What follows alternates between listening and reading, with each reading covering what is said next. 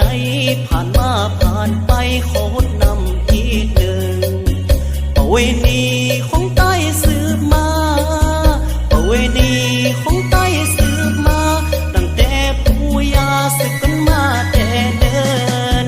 บ่าวสาว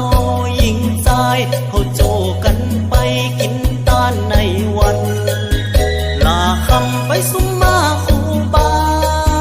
ลาคำไปสุมมาพ่อแม่ถึงคุณเฒ่าคุณแก่ถึงพ่ออูแม่นายคุณเฒ่าปันปอนกำดีคือเฮาอยู่ดีมีเงินคำต่อโจแสนพองก็ไปหาบทรายแสนพองก็ไปหาบทรายแสนพองก็ไปอาบน้ำผ้าเจ้าปีเก่าก็ปุ่นไปแล้วปีใหม่เกี่ยวก็มาฮอดแล้วเนาะเสียงกองเสียงหม้อมองเซิงเสียงกองเสียงหม้อมองเซิงต้องมาขับมาเซินปีใหม่ใต้เฮา